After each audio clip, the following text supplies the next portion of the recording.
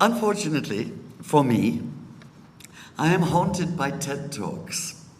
I've given a few of them, and two in particular were to do with, one with reading the Quran and the other with Muhammad himself. And everybody then thinks that I speak as fluently and as oratorically perfectly as I do in those talks. That is impossible, because I should tell you that TED Talks are edited. They take out all the flubs, they take out all the, what was it I meant to say? They take out all the, no, wrong way round, and so on. They light it all perfectly and so on. So you come out looking just splendid instead of real. So I'm sorry to tell you that tonight you've got the real me. Okay, but this is how I began the TED Global Talk, which was in 2013. Writing biography, I said, is a pretty strange thing to do.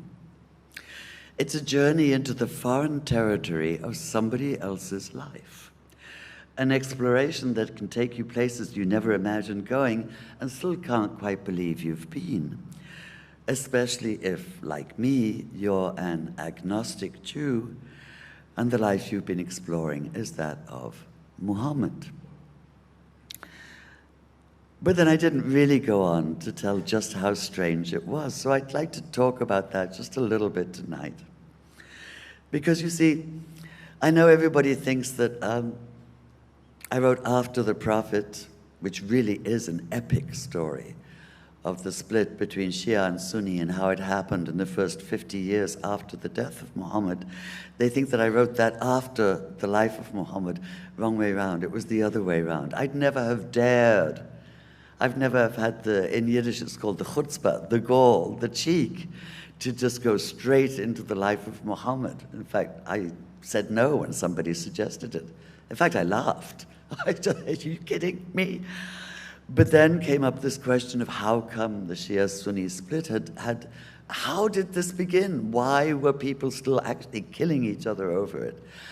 And that was the question that I went into for the next 4 years. And then the moment, that book, of course, starts with the death of Muhammad. And then the moment I finished that, that's when I knew I was ready, finally, to write the life of Muhammad. But I wrote on After the Prophet, the first book, under the radar, as it were, which is how writers always work, you know. It's not like we announce to the world that we're going to write a book and then sit down and write it with the world looking over our shoulder. We sort of stay, you know, we're alone inside four walls with all our books, our research sort of weighing down, you know. I live on a houseboat, so you can always tell it's a raft. It's a shack built on a raft in Seattle. So you can always tell when I'm really into research, because it feels like half the University of Washington Research Library is on my floor. So many piles of books that the whole raft goes lower and lower and lower in the water. And then when I finish a book, I give all the books back and the raft rises in the water again. But the first Muslim was different, and I blame TED Talks, because what happened was that the first talk I gave, it was a TEDx talk, a local TED Talk, at Benaroya Hall in Seattle. It was a favor to a friend. I had no idea then what TED Talks were. For those who don't know, it's TED, T-E-D, stands for Technology, Entertainment, and I always forget the D. What is the D? Huh? Design, thank you. Right. Technology, Education, and Design. None of which, entertainment and design, none of which actually apply to me. So it's no wonder I hadn't heard of them. And she persuaded me to do a 9-minute talk. She knew that I was beginning the biography of Muhammad. And she said, how would you like to give, you know, a 9-minute talk on the biography of Muhammad? I said, no. no. 9 hours maybe, but 9 minutes, no way. But then I just finished reading the Quran in as much detail as I could, a project that I thought would take 3 weeks, and in fact, as some of you know, it took 3 months. And I realized, okay, maybe that would be a 9-minute TED Talk. And I mentioned in the TED Talk that the reason I was reading the Quran this way was because I was writing a biography of Muhammad, and it seemed the matter of the most basic respect, that I study the words we could be most sure he actually said, most sure actually came out of his mouth, as closely as I could. And as far as I was concerned, I was talking to a few hundred people in this hall in Seattle. And I knew there were cameras there, but I didn't really pay any attention because I hate cameras. Oh God, there's cameras here too.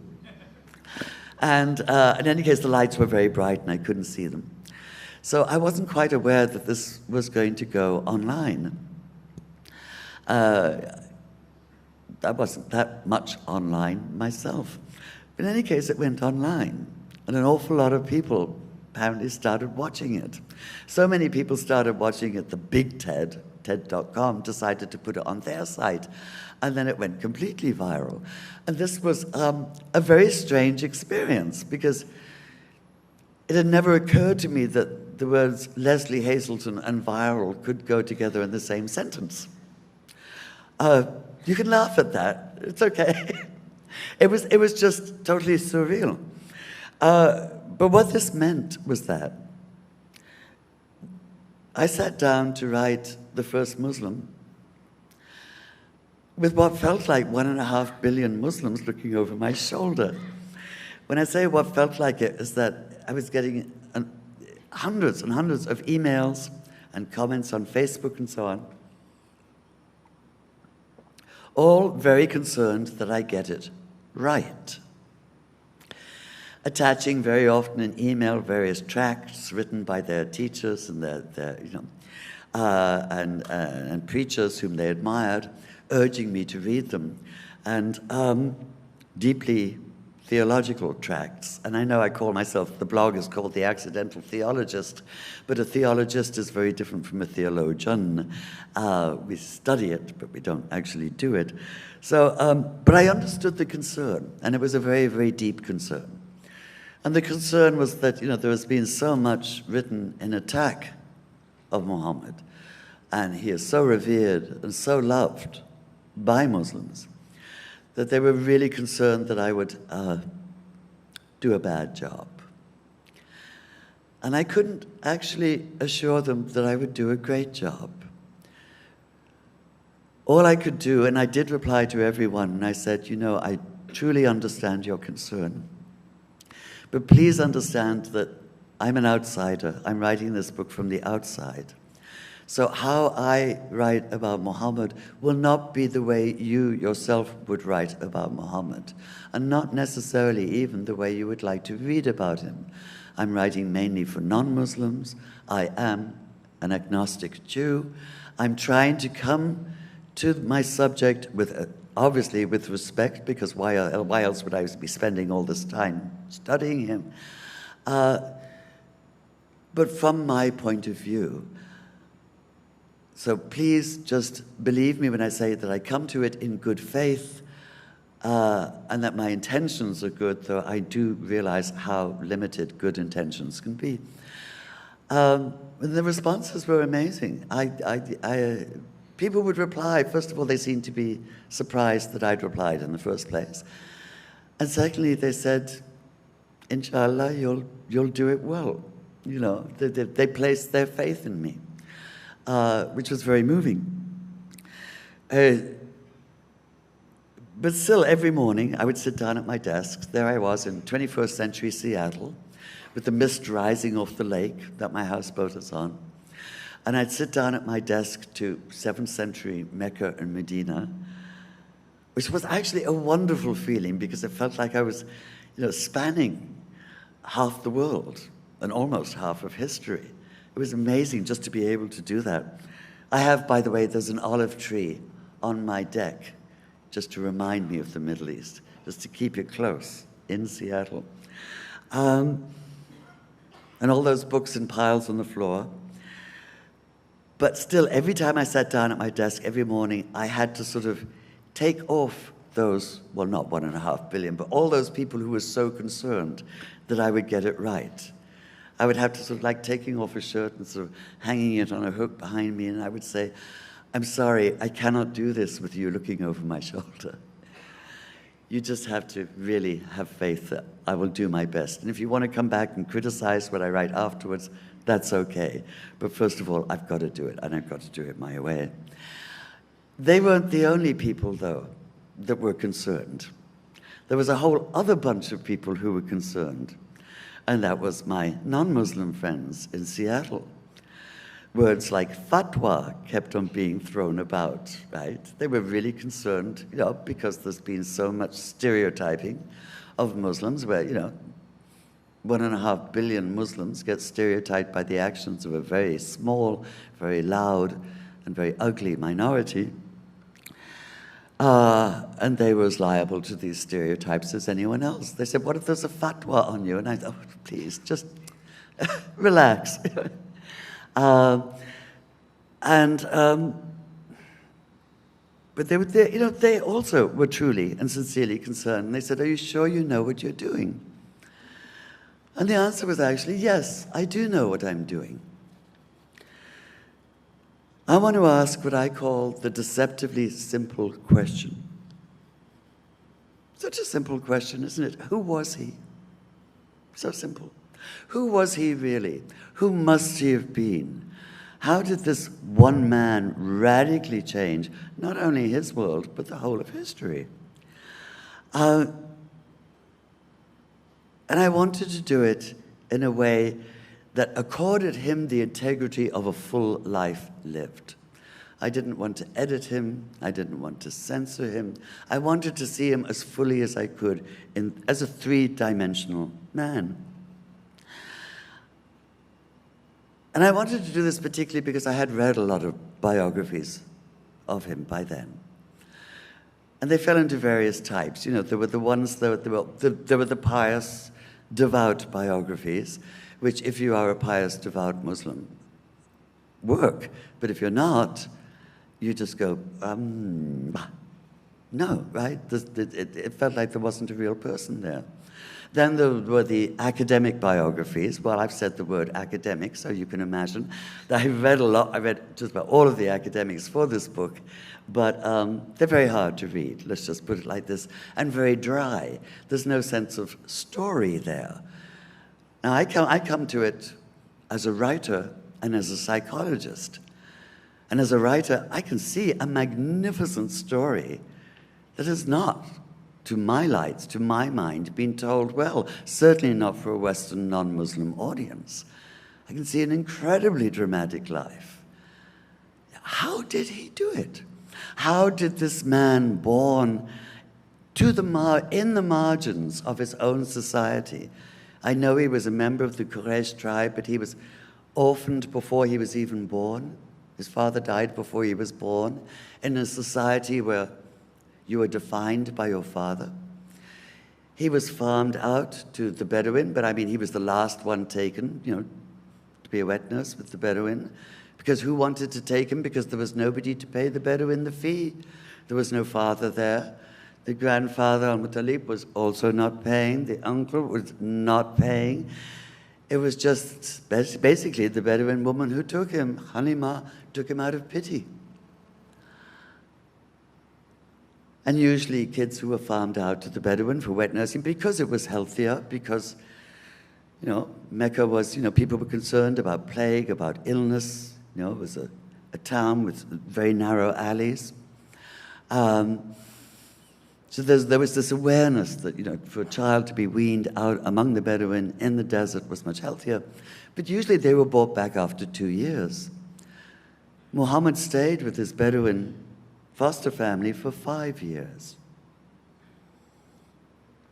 And I started asking why. How come so long? Why was there nobody to take him back in Mecca? And then when he finally did come back, his mother was still not married again, which was very, very unusual at the time. By the laws of the time, her husband, her dead husband's, at least her dead husband's, one of his brothers should have married her, should have brought her back into the family in order to look after her and the child. And that hadn't happened. Something here was very wrong. The system of this whole social system of Mecca was breaking down. And I could feel this, I could see this. The profit motive had P-R-O-F-I-T. The profit motive had taken control. And all the old tribal values where you look after the poor, you look after the weakest member of the tribe, because a tribe was defined by its weakest member, which is going by the wayside.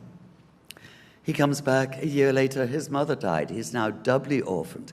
He's put to work as a camel boy on the caravans. I mean, he really is in the margins. And one way or another, he works himself up. Very slowly, he becomes the Amin, the one whose judgment is respected, the one who can be relied on, the one whose word is absolutely trusted, and so on. And though he doesn't become a senior member of Mecca, he becomes respected. And he marries this wonderful woman, Khadija, right? She proposes to him because he can't propose to her. Not only is he younger than her, he's poor. She's wealthy, right? Twice a widow.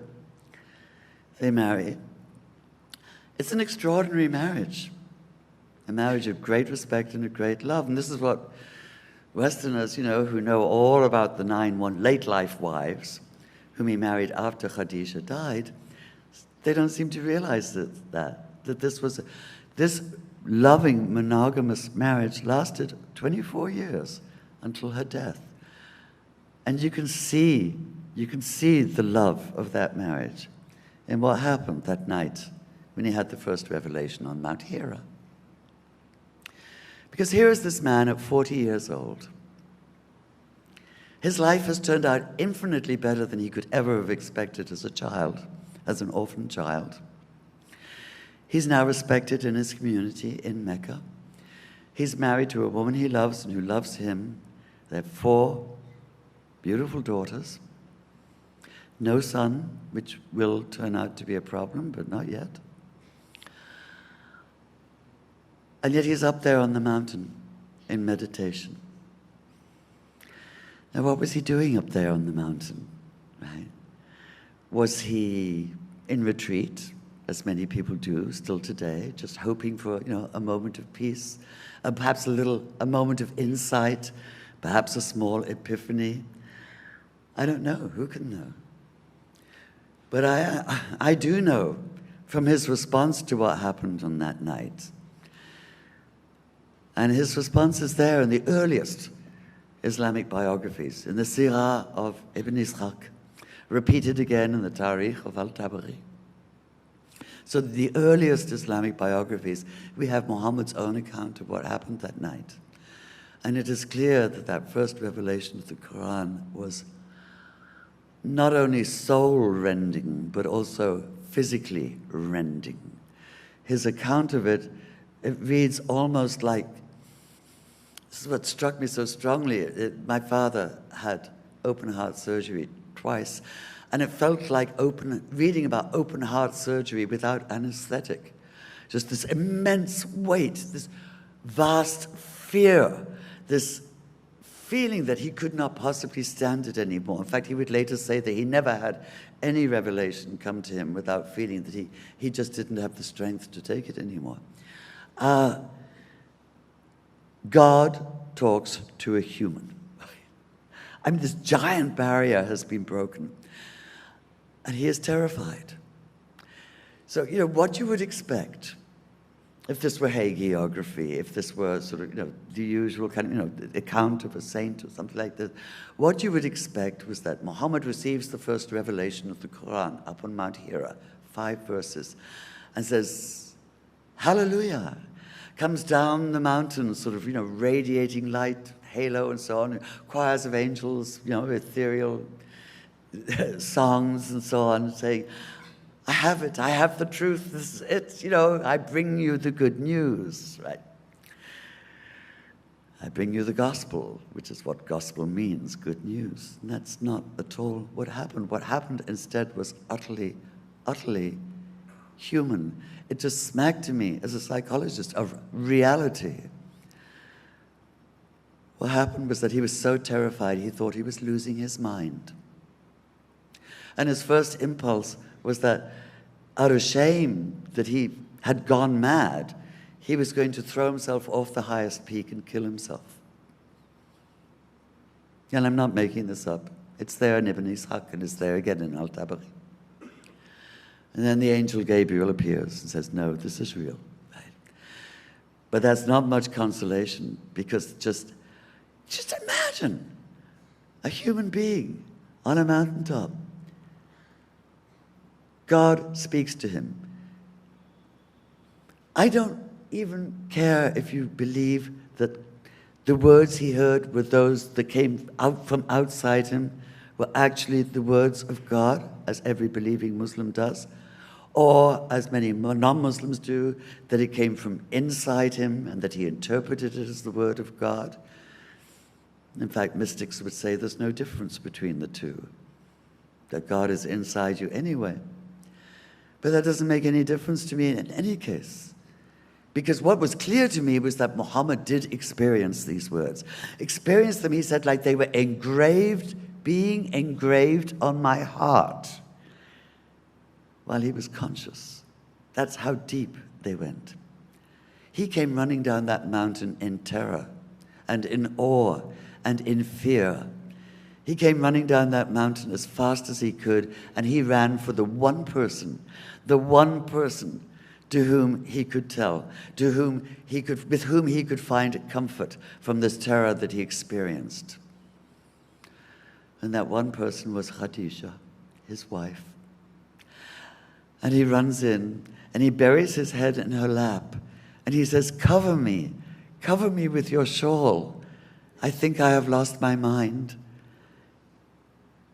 And she does, and he tells her what happened.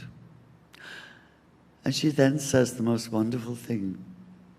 She doesn't say hallelujah. She doesn't say, you are the prophet of God. She says, I think you may be the prophet of God. I think you may be the prophet of this people.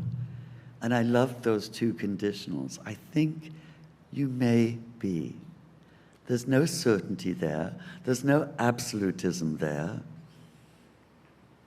But it's just, isn't that human? The reassurance of that. And then, what follows then? And again, so human.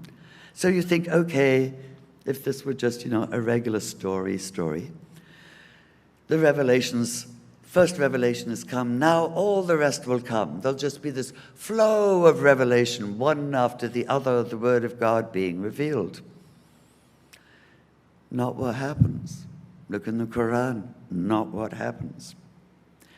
2 years pass. 2 years. 2 years in which, after what's happened on that mountain, Muhammad cannot go back to his business as a trader, as a representative of a trading agent. I mean, how can you, after something like that has happened? He spends 2 years trying to come to terms with it, struggling with it, wrestling with it, wondering, why is God not speaking to him again? Why is he not hearing that voice again? Feeling more and more abandoned. And abandonment especially goes deep for someone who's been doubly orphaned in childhood. And then finally comes the second revelation, which is called the revelation of the morning, which starts off, no, Muhammad, we have not forgotten you. We have not abandoned you. And this is just all, to me, this all smacks of reality. This is where these two events, this is where I see Muhammad real. This is what made him real for me. More than anybody telling me what a great man he was, more than anybody telling me how devoutly they believed that he was the prophet of Islam, these very, very human reactions, this is what made him real for me, allowed me to begin to see him as a human being, as a real historical figure. And yes, I have no doubt as to the historical reality of that night on Mount Hira, because the psychology of it is so true. And this is what I was looking for all the time while I was writing. How long have I been speaking now? I don't want to go on too long, because the most interesting stuff is not me rambling on. It's you. It's your questions and my attempts at response, because sometimes the questions are so deceptively simple that I actually have no answers. But you know, okay, let me skip everything else I had ready here. Let me just go into one aspect of Muhammad that many non-Muslims, especially today in the West, focus on. And they see him and they see Islam, by extension, as a religion of war, which I think is the most absurd way to talk about any religion. No, I do not think Islam is a religion of peace. Neither do I think it's a religion of war. I do not think Judaism is a religion of peace or a religion of war, or Buddhism, or Hinduism, or Christianity.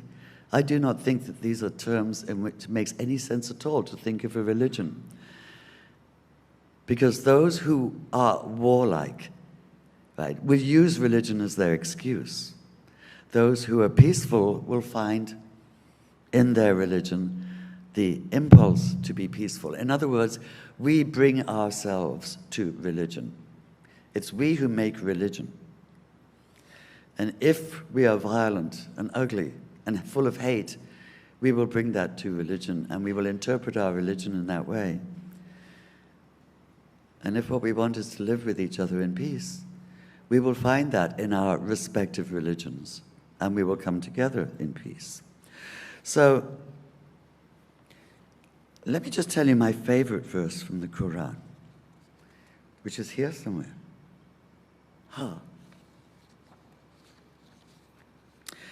Some of these verses, it says, are definite in meaning, and others are ambiguous. The perverse at heart, there's plenty of those around these days, aren't there? The perverse at heart will eagerly pursue the ambiguities, trying to create discord by pinning down meanings of their own. Only God knows the true meaning. And I love that. The Quran is infinitely more subtle than many people seem to imagine. So this really is something to bear in mind next time somebody, thumps the Bible or waves the Quran around in the air and says, this is what it says. And that phrase, God is subtle, appears several times in the Quran.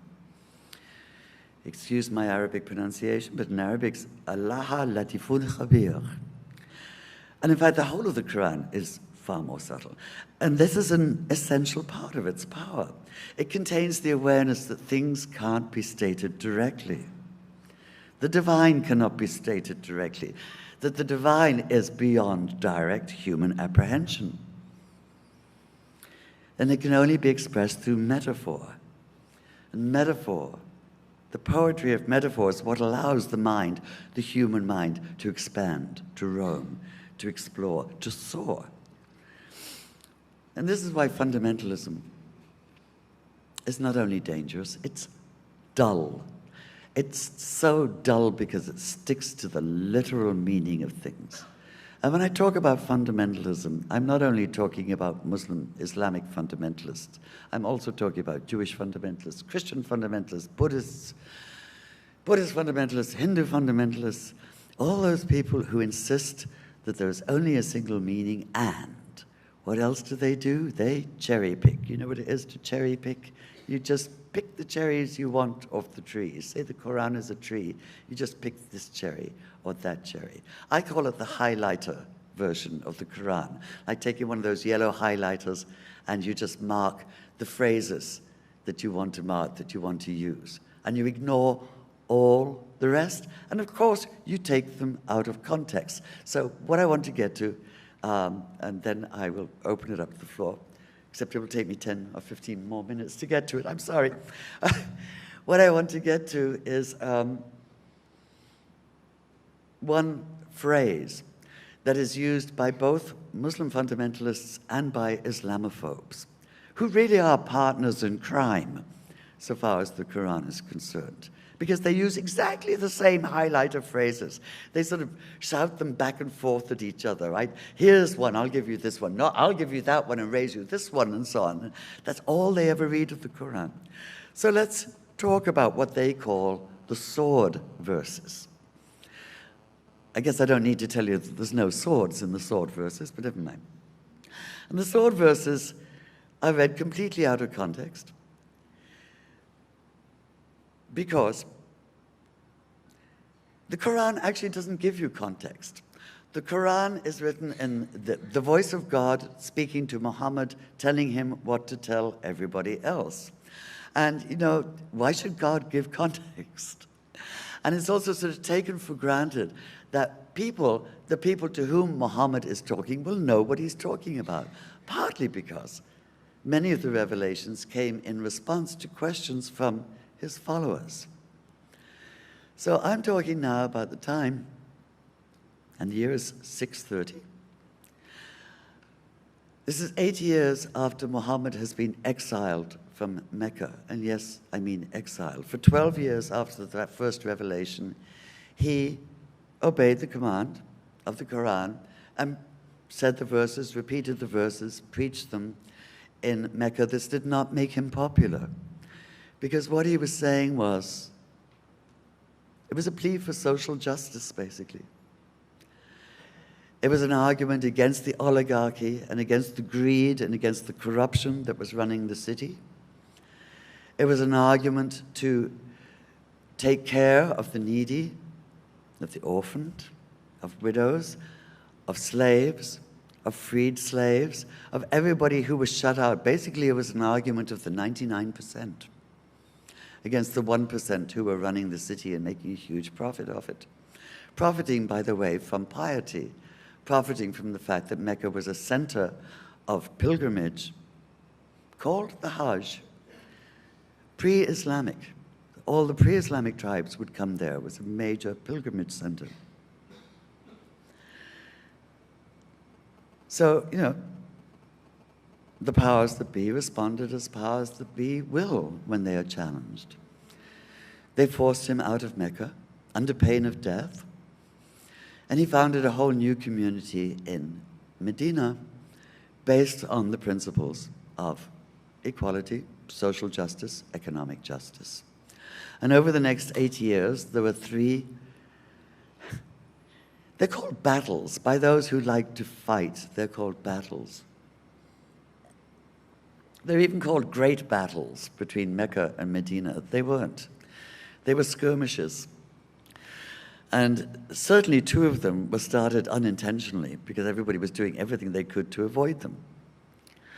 But in any case, peace clearly had to be made between the 2 cities. Medina was becoming more powerful under Muhammad, who had actually united all the tribes of that city. So what happened was a negotiated return of Muhammad to Mecca, negotiated with those who were now in power in Mecca, who had opposed him, who had been his most bitter enemies. They sat down with him outside the city and they negotiated his return. So his followers were all, wow, wonderful. But they say, well, you know, but there's still some people who oppose this agreement, who oppose this negotiation. So what happens if we walk in there and they attack us? It's meant to be a city where nobody attacks anybody. It's a holy city because it has the shrine in it and so on. But what happens nonetheless if they attack us? And here's what the Revelation says. It says, yes, you may kill the unbelievers. And that's all you hear, isn't it? Just that phrase. That's the one the Islamophobes use, and that's the one the Islamist extremists use. Here's what follows after. Yes, you may kill the unbelievers, but only if they attack you first, and only if they try to stop you reaching the Kaaba, the shrine, and only if the truce we now have in place falls through, and only if no other truce is in place or can be negotiated, then you may. And I was fascinated by this, fascinated to find the whole of it there. You didn't even need to go to the histories to find the context. It was right there in the Quran. And I was also fascinated because there was something in there of a phrase, you know, my mother used to use, which was, you know, better if you don't. And this is so typical of the whole way Muhammad preached, of the whole way the Quran approaches so many questions. It's not trying to change. It's not trying to impose change. Of course it's trying to change. It's not trying to impose change on the pre-Islamic tribes. It's respecting their traditions. It recognizes that change is hard. It's not trying to force change, which is why two of the words most used in the Quran are think and consider. Think this, consider this, think about it, you know. Maybe better if you don't. And this comes up again and again. And by the way, what did Muhammad do after the Fatah? Which, for those who like battles instead of skirmishes, is often translated as the conquest of Mecca. It's a total mistranslation. Fatah is opening. It's the opening of Mecca to Muhammad and to Islam. And what does he do? He doesn't take the throne. He doesn't take charge. He doesn't demand submission from everybody. He doesn't have them parading in front of him, pledging allegiance to him. He says, good. And he appoints all his former enemies, his top former enemies now, as his top aides, right? And as the administrators of Mecca. And he goes back to Medina, and 2 years later he dies. And I think that says it all. The way this man who has the reputation of being violent, in fact, when you actually read both the Quran and the early histories, did all he could to avoid violence. The way he negotiated, the way he tried to include, the way he did not impose his beliefs or his message, but tried to persuade constantly. And what is astonishing is that he succeeded. This to me is the most astonishing thing, that in 12 years, no, sorry, not 12 years. First revelation was 610, 22 years. It took him 22 years. But he died having achieved what he was told to achieve that first night on Mount Hira. That is truly astonishing. I'd just like to stop there and say,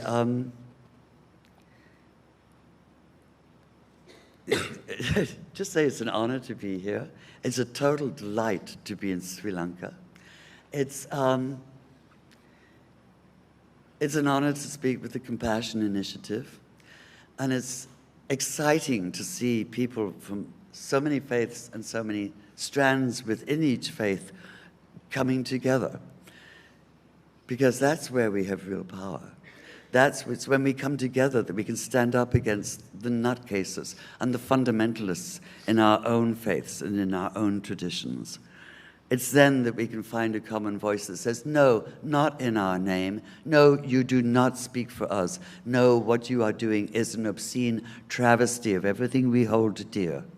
It's an obscene travesty of everything Muhammad held dear, and it's an obscene travesty of the very idea of God. So let me just finish with this, and then we'll open it up. Because this is real chutzpah. Chutzpah, the Jewish thing, this is gall. But I am pretty sure that after having kept daily company with Muhammad as a writer for 5 years, the 5 years it took me to write the first Muslim, I cannot see that Muhammad himself would be anything but utterly outraged by the militant extremists who claim to act in his name today. I cannot see that he'd be anything but appalled at the repression of half the population, the female half of the population, because of their gender. I cannot see that he be anything but dismayed at the bitter divisiveness of sectarianism. He would call out terrorism for what it is, not only criminal, but the most obscene travesty of everything he believed in and struggled for. And he'd say what the Quran says. Anyone who takes a life takes the life of all humanity. Anyone who saves a life saves the life of all humanity. And he would commit himself, as I know many people here today have already done, fully to tolerance, to inclusiveness, to social and civic justice, and to the very hard and very thorny process of making peace. Thank you. Thank you, Leslie. That was really amazing. Thank you so much.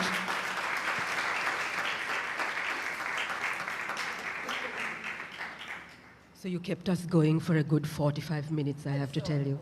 Wonderful job. No. I apologize. Once I get going, I know it's hard to stop me. I can talk for 24 hours about Muhammad, you know. So I'll just make one comment and then open the floor for questions. We have until about 8:30 for questions. So be as brief as possible, please, and no long commentaries, brief questions. The first thing I wanted to say was that I really appreciated, of course, the illustration of, the kinds of interpretations and the sort of the misquoting of the Quran and all of that. That's greatly appreciated. But what really struck me, Leslie, is the way in which you humanize the Prophet. And I really appreciated that. But you humanized him without taking away the enormity of the contact with the divine. I thought that was just amazingly done by you. Thank you so much for that. So that's just a comment from me. For the rest of the audience, now we open it up, and you can ask her your questions. Yes.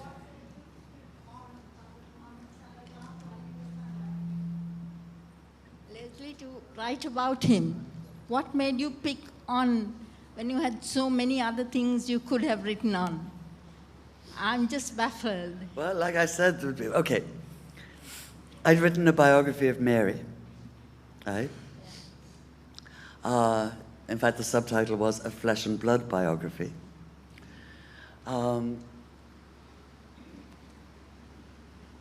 And that's a long story how that came into being, but I was already living in Seattle by then, and it felt wonderful because it felt like I was coming back to myself, to my Middle East self. I lived in Jerusalem for 13 years, then I was back and forth for a long time. Finally, it was driving me nuts, the politics of it, and so I had to get out.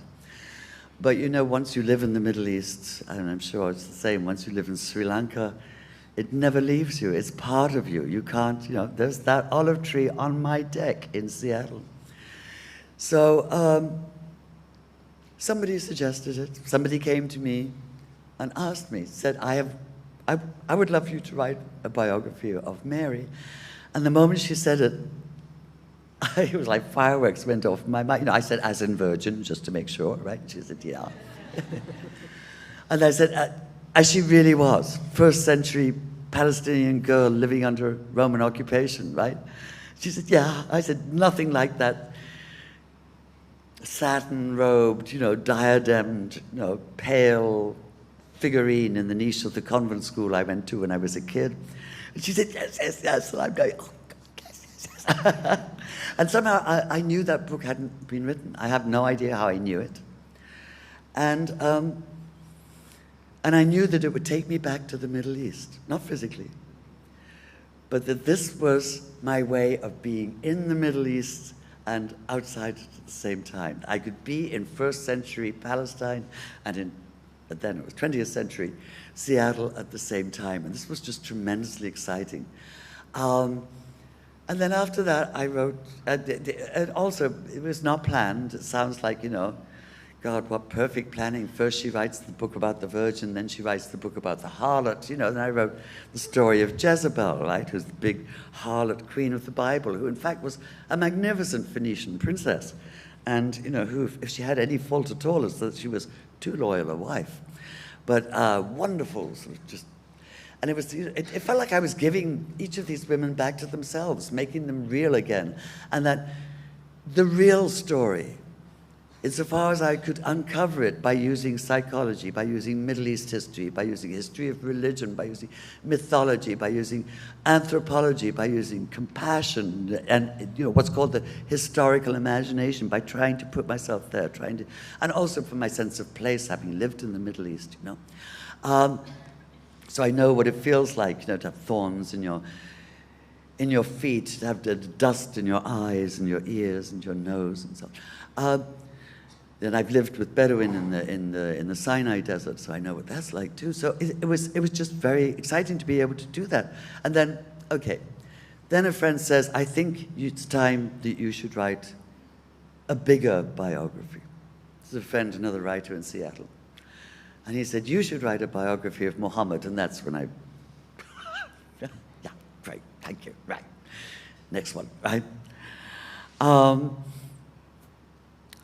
But the next time we got together, I'd been reading, because I was between books, and a writer between books is a horrible creature. It's like an actor between gigs, you're just restless and you're impossible to live with, and you don't know what to do with yourself. So I'd read some of the biographies and the English ones, and I could not really understand how anybody could take such an absolutely incredibly dramatic life and make it boring, but they did. They really did. This is what my mother would have called a snooze.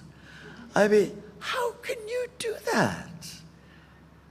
And I could see that, every single one of them referenced in the back Ibn Ishaq and Al-Tabari, so I went and read Ibn Ishaq and Al-Tabari, and that's when I knew they hadn't read them. They hadn't read them. They said they'd read them. They hadn't, because in Ibn Ishaq and Al-Tabari, there was all the juice, all the vitality of real life, all the detail. It felt like being back there again. It was just, it was tremendous. And that's when I really knew, that I had to tell a story, but still not the story of Muhammad. That was going too far.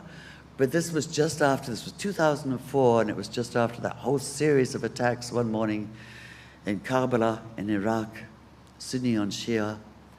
And the question then was, how has this happened? How has it come to this? How, we have Muhammad, the prophet of unity, one people, one God. How, the question put to me by a friend was, how could he leave behind him, practically on his deathbed, this seemingly unending legacy of bloodshed and division? And I knew that was a question. It wasn't even a deceptively simple question. It was a deceptively complex question, but it was something I knew that I could really sort of get into for the next 4 years. And I did, and discovered this truly epic story. I mean, of course it's lasted so long. Just look at the story. It's so powerful, But then, no, okay, I won't go into it anymore right now. But yes, we have 3 more questions. But the moment I finished after the Prophet, which, of course, begins with the death of Muhammad. That's when I knew I actually was ready to write the life of Muhammad. Yeah. Okay, so 3 questions on that side. And then back here. Yeah, there were 3 there first. Hi, Miss Leslie. We are happy to have you. I do research on Islam. So I came across this book called The 100 Most Influential People in History, written by Michael H. Hart, who is an American. What do you think about that book? Do you think that Prophet Muhammad is the most influential person in history? My second question is, I found that you had written a book about the Shia-Sunni split. Were the Jews involved in this? I'm sorry, what was Were the Jews involved in the Shia-Sunni split? The Jews involved, of course the Jews are involved in everything, The Jewish plots, to bring down the world, and the Jews should take control. Yeah. Come on. Okay, my third question is, how did the Prophet die? Can you explain about it? First of all, was he the most influential of the 100 most influential men who ever lived? Notice that that's men and not women. Are there any women on that list? I think it started out as a Time magazine thing. Does it really make any difference if I say he was the first or the second or the third or the fourth? Are we really going to make these kind of lists? This is a man who radically changed, as I said, his own society and is still radically changing our world. One of the most influential, most definitely. The most influential, I don't know.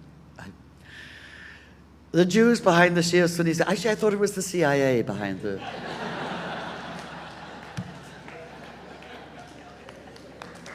Thank you. What was the third question?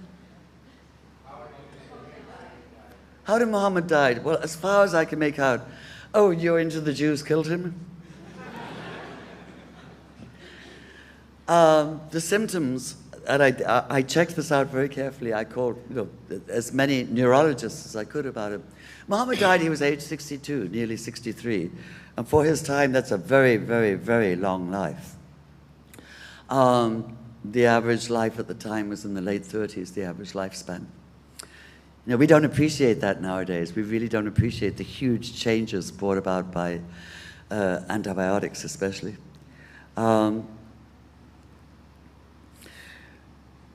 But it took 10 days, and every single symptom that I could, that was in the early histories points to, sorry about those P's, points to meningitis, which was very, very rampant at the time. It was common all throughout the Middle East at the time. It still is, in fact, but now there's medicine for it. There wasn't at the time. It involved blinding headaches, extraordinary sensitivity to light and to noise. And the headaches, the pain went shooting up and down the back and the neck especially. High fever that came and went until it finally got so high that, and the duration is usually about 10 days until death. And it seems pretty clear that it was meningitis. What was extraordinary, of course, was what went on in the sick room during those 10 days. The way everybody was gathered there, the way everybody was trying to figure out who would be the successor, who would take charge of this newly united, nearly all of Arabia by now was newly united in allegiance to Muhammad. And in the idea of Allah as the one great God, but that also was not new. I don't think many people appreciate that, how much Muhammad brought in other traditions, earlier traditions, right? Many of the rituals of the Hajj today were actually pre-Islamic. They existed before Muhammad, and he incorporated them into Islam. And this is this thing of inclusion instead of exclusion. Yes, we will bring you in. We will make you part of us. Yes, we will honor and respect your traditions and make them ours too. Where was I going with this? Oh, with the, yeah. So, I mentioned earlier that he didn't have a son. There was one son who died in infancy, and that he never had any children with the late life wives. Only with Khadija. So, by the norms of the time, if he'd had a son, then the son would have automatically been the leader, the successor, the Khalifa, the Caliph, right? But there wasn't. And it was the fact that he died without, and this to me is what's extra, and I don't understand it. I can only, there's all kinds of possibilities and so on, but obviously, how can I possibly, dare to read Muhammad's mind? But the Shia would later say that he clearly designated Ali as his successor, and Ali did indeed become the fourth Caliph and the first Imam of Shia Islam. And the Sunni would later say that he clearly designated Abu Bakr as the first Caliph. But he never, though they bring up all kinds of arguments, I do not see any of them as absolutely clear designations. They're all somewhat ambiguous. There was never any clear designation. And so that sick room was full of people very, very eager for him to make the designation, and he didn't. So what followed was kind of, you know, it was basically the bloodline against consensus or kind of proto-democracy. It's hard to tell. It should have all come together with Ali, shouldn't it? It really should. The fourth caliph and the first imam. It should have all come together with him. Instead, what happened? He was assassinated. And he was assassinated by a Khariji, by a refusnik, by basically a member of a movement who were the forerunners of Boko Haram, ISIS, Al-Qaeda. That's who assassinated Ali. And thus created the split. Okay. They will divide us. If they possibly can, they will divide you, me, they will divide all of us. If we let them, they will divide us. Leslie, I have 2 questions. Where are you? Hi. Hi. My second question will basically be asked based on the reply to the first question. I've heard you thrice now, and you're an agnostic, you say, which means you don't believe in any formal religion. Wait, I'm sorry. You've heard me twice now, and I'm thinking, God, I hope I haven't repeated myself. So I didn't. No. So as an agnostic, you don't believe in any formal religion. Do you believe in the revelations to Moses, Jesus, and Prophet Muhammad sallallahu alaihi wasallam? Do I believe in the revelations as From God?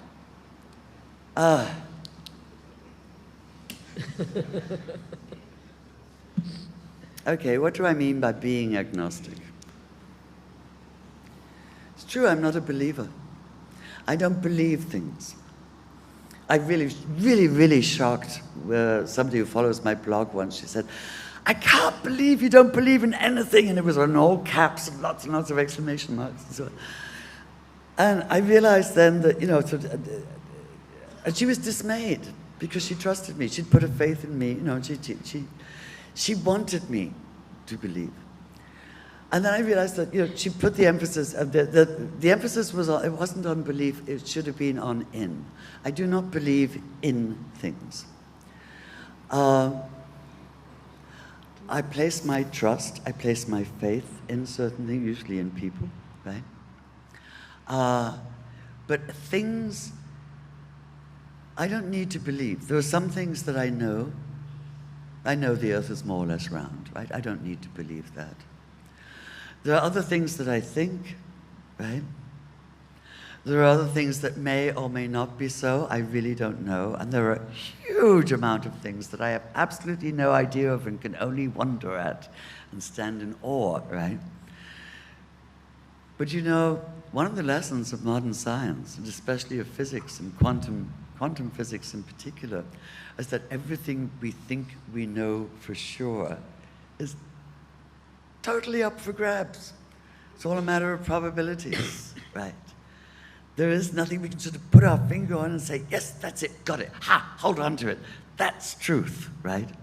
And I'm very wary of the definite article of the truth, the meaning of life, the revelation, the etc. So this is what I call the agnostic stance, right? So if we bring things down to belief or unbelief, you know, atheists don't believe, theists believe, and so on. I think we're making religion very small. I think we're making ourselves very small.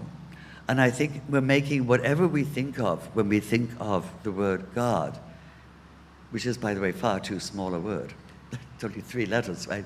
We're making that very small too.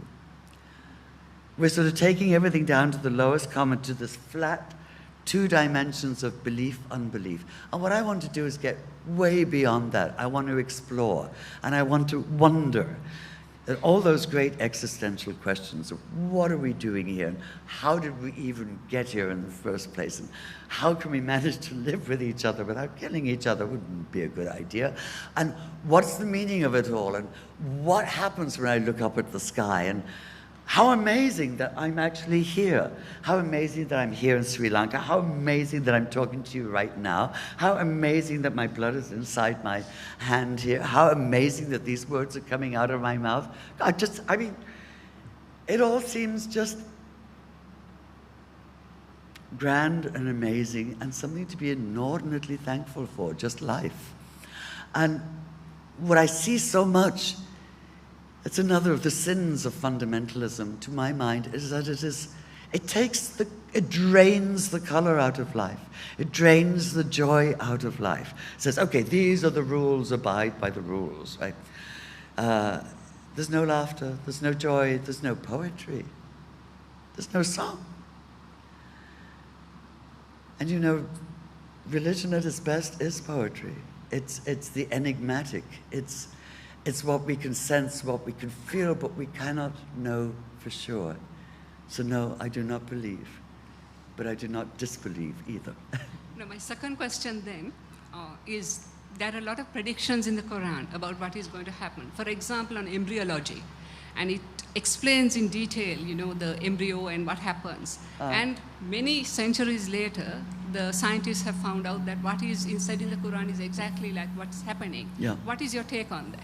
Well, you know, we tend to think, I don't know why we do this. We're quite arrogant as 21st century people, you know. We tend to look at the 7th century, and I found this also writing about Mary of the 1st century, or Jezebel with the 9th century BC. We look at people then like, you know, we're looking through a telescope the wrong way around and make them very, very small. You put the telescope the right way around, and you realize that, wait a minute, first of all, people back then had a much better sense of metaphor and of poetry than we do, and much, much better memories, because things weren't written down. Poetry was all poetry, right? History was all history, and they remembered. Their memories, we don't need those memories now. We write something down, there it is, we can go look it up. People are amazed, you know, the people in the West, when they see kids reciting the whole of the Quran, say, how do they do that? Well, it's a natural human ability. Only most of us have forgotten it because we're so busy sort of, you know, on our computers. What was the question? I'm sorry, I'm rambling. There was... yeah, I'm sorry, okay, got it. So the clot of blood, right? Yeah, the tiny little fetus, clot of blood and so on. So we imagine that people were ignorant then. We imagine that they were primitive somehow because they used herbal remedies, right? We who now use mare's urine in our contraceptives, as they did back then, except then it was camel mares. You know, nobody seems to know this, that what all we're doing today with medicine today is finding artificial alternatives to medicines that have been used long, you know, herbal medicines that were used a long time ago. And that there was women in particular who carried on these traditions, the wise women, the healers, the midwives. People knew a lot more than actually many of us now do. Okay. So there's a question from the gentleman over there. And then we'll only have time for one more question here. Me too? And then we'll be done. Yeah, go ahead. Madam, I can go on. Madam, you declared your being a Jew. Well, thank you. Are you a religious person or are you just a literary person? Am I a religious person? Are you religious or are you a literary person only? I'm many things. I am many things. No, I do not think of myself as a religious person. I am secular. I am very determinedly secular. You have studied so much about the Prophet Muhammad sallallahu alaihi wasallam, and still remain is it that you are still a Jew? I am a Jew. I was born Jewish. I will die Jewish. It's part of who I am. I'm Jewish, I'm agnostic, I'm a writer, I'm a psychologist, I'm a feminist, I'm a socialist, I mean, I can keep on going on like this. All these are part of who I am. If you take away any one of these facets, I will be somebody else. I will not be myself. I treasure the Jewish part of me as much as I treasure any other part of me. I don't have to practice Judaism to do that, right? My values come from there, but you know, they're essentially the same values that are in all the Abrahamic religions, in fact, that are in every religion. You know, you've got the basic golden rule, do unto others, and so on, right?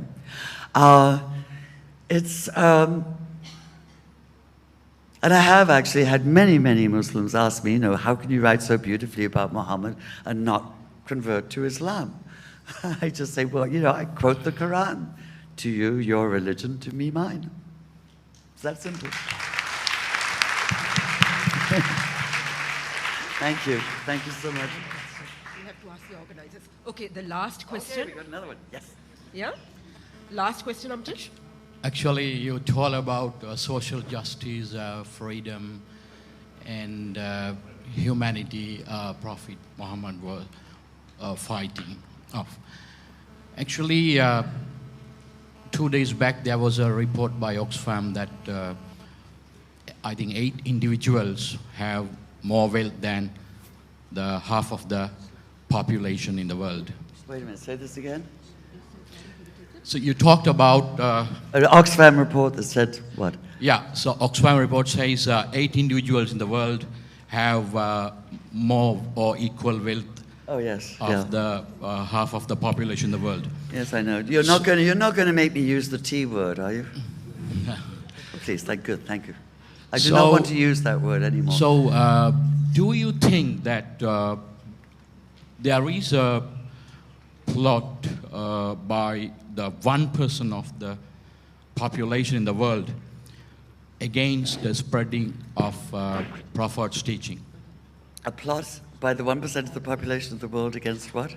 Yeah, 1% population is against the spreading of principles of the Prophet Muhammad. Because when those principles are spread... That the 1% of the world is against spreading the word of Muhammad? Yes. No, come on. All they're interested in is money. No, don't forget that among those 1% are quite a few who proclaim themselves to be the most loyal, possible, true, absolute Wahhabi Muslims.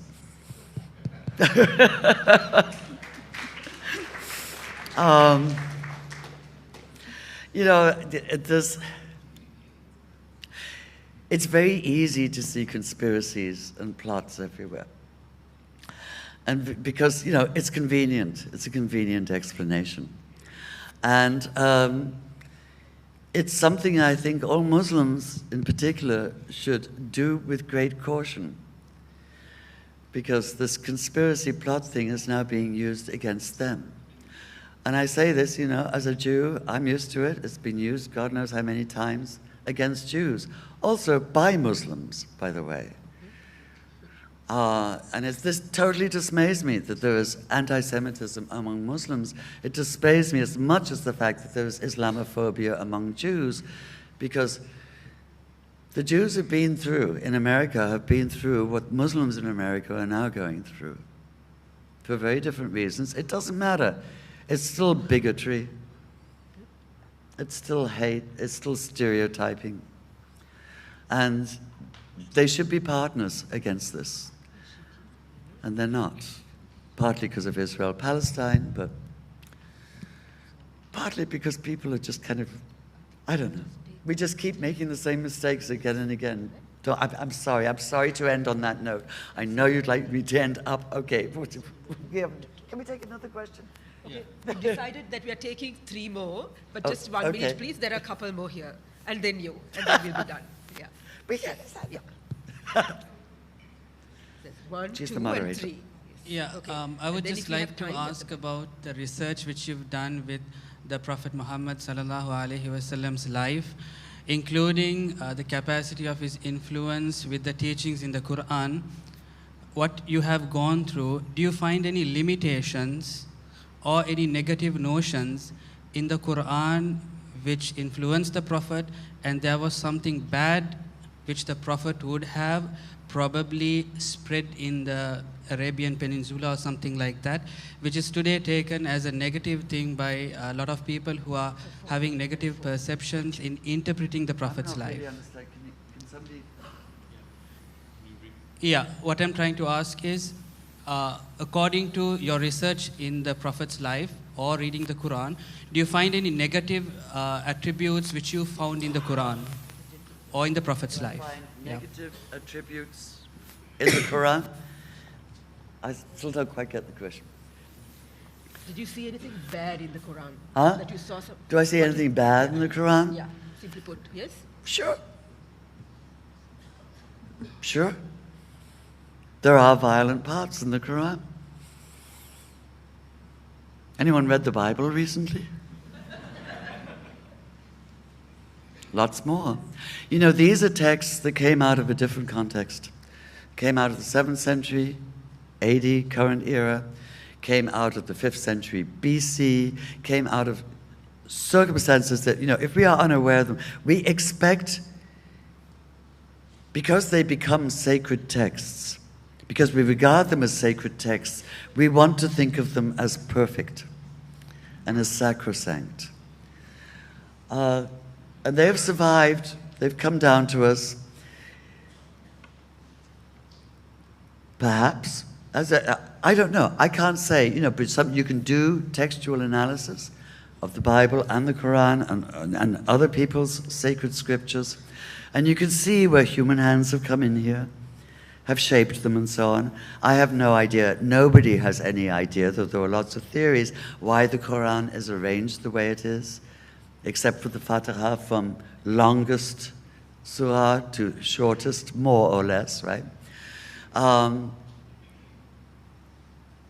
In fact, what I tell people in the West who are trying to read the Quran, because, you know, it's a difficult book, I say, you know, with all due respect, and not in disrespect, but maybe you should start reading it from the back, from the shorter, more mystical verses, the earlier verses in the back, and work your way through to the front, which are the huge chapters in which, if you do not know the historical context, and you can't without reading the Sirah and so on, you'll have no idea what's happening, and it's very, very easy to take, you know, in the wrong way.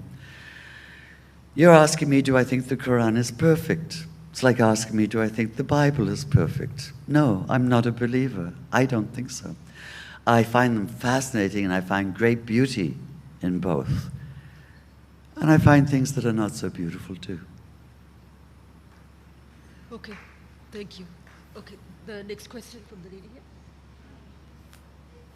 Leslie, do you think the fact that Prophet Muhammad, peace be upon him, he did not have sons, and thus there's this absence of a power hierarchy through lineage, it speaks a lot, for me in fact, that it left the stage open for women to be more proactive and to exercise their autonomy with greater assertion and oomph, if you like.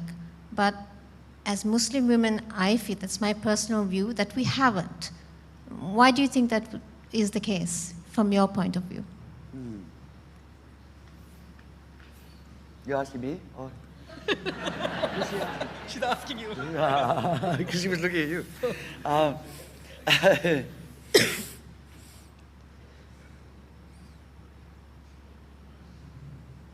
Yeah, why has it taken us so long?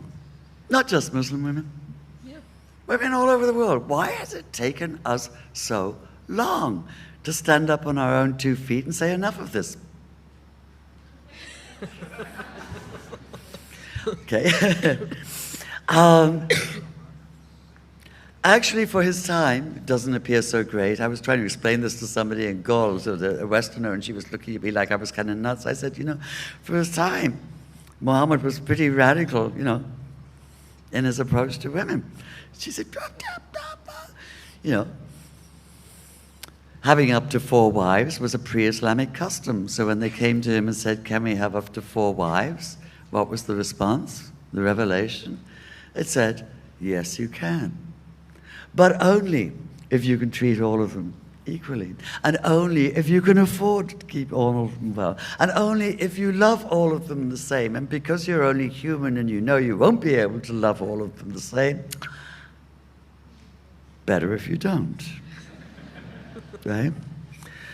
And you know, the women in the story of, you know, after the Prophet are just dynamite. Well, Aisha, of course, you know, is just feisty as all hell. Fatima, I would have loved for her to be feistier, but she was. Well, who could be with, you know, when you're on the stage with Aisha, you don't have much choice. Khadija is just, I would love it. You know, she died before Muhammad became a leader. So we have very little of what she actually said. I would love to have had more. But you know, the same thing happened. You can go into early Christianity. Early Christianity, there were women bishops. Early Judaism, women took very, very powerful roles. And then what happens is that, with all due apologies to anybody here who's 60 years or old or older and has a long white beard, then the old men with long white beards took over. And it's only now that we're beginning to say, hey, wait a minute, having a long white beard does not give you a monopoly on wisdom. Okay. It's way past due.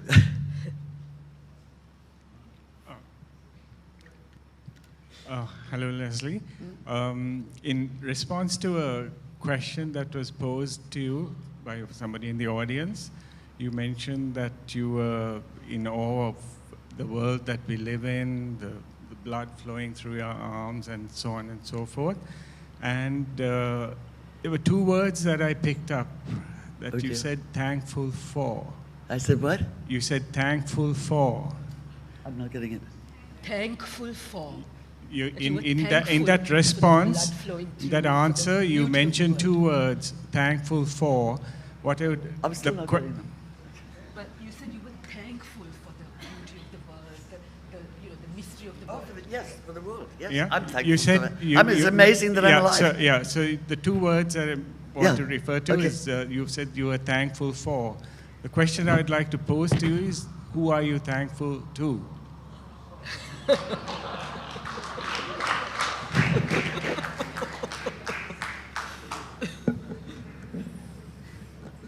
You see, is that who, you know, like there's a person, like this huge concept that we have that we've reduced to just a nice intimate little name like God is a who, right?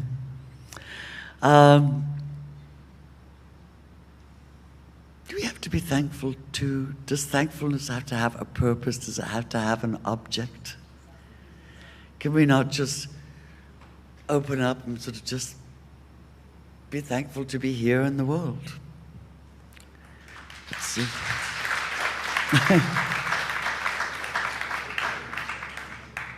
Okay, yeah. Last question. Yeah, you have to speak loud because I'm not really hearing very well right now. Hi, my question was more related to, again, Prophet Muhammad sallallahu alaihi wasallam and his wives, and just for you to brief upon your thoughts on what you felt when you did your research with Bibi Fatima, his daughter, versus Bibi Aisha, his wife, and what were the thought process as their characters and how they influenced Prophet Muhammad, in which way? Yeah. So, how did the wives influence Muhammad? Fatima and Aisha. What? The daughter and his wife. So the we're talking about Fatima and Aisha again. And Aisha. Oh God, this is such dangerous territory, and I'll tell you why. I got quite a bit of criticism about After the Prophet, right? All of it focused on those two women. None of it was about anything else in the book. And the Sunni said, I was mean to Aisha, and I should have been far nicer to her and respected her far more. And the Shia said, I was mean to Fatima and sort of relegated her to the shadows and sort of, made her sort of far too insignificant a figure and should have given her a far bigger role. And actually, going back to your question, I think it's very, very interesting that all this criticism focused on the women, because the women are considered the weak point, the vulnerable point, right? It's so much of the criticism about Islam by Islamophobes focuses on the women, right? Actually, by the same Islamophobes who are now about to do their very best in the US Congress to take away women's rights, to take away women's health, women's access to health, and so on, by men who are actually waging a war on women, are criticizing Islam for the status of women in Islam. The status of women in Orthodox Judaism, by the way, is just as bad. And then, of course, what kind of Islam are we talking about? Though Islam is a monolith and all 1.5 billion Muslims worldwide think exactly the same way. Their influence on Muhammad. Aisha had more access. Quite simply, she had more access as a wife. And she lived longer. Aisha outlived everybody else in the story of the split. Aisha lived long enough to dictate, I've forgotten how many thousands of hadiths, right? Many of which were then later inauthenticated. But Aisha was the one who got to tell her story the strongest, as you might expect, because she was very outspoken. And Fatima did not. And you can't tiptoe around it. I can't change what actually happened. Should Fatima have had greater influence? Should this is not my role as either the teller of the story, as a historian, as a recorder of what happened, even as a psychologist. My role is not to pass judgment. My role is to make it real, make the story real. That's it. Thank you.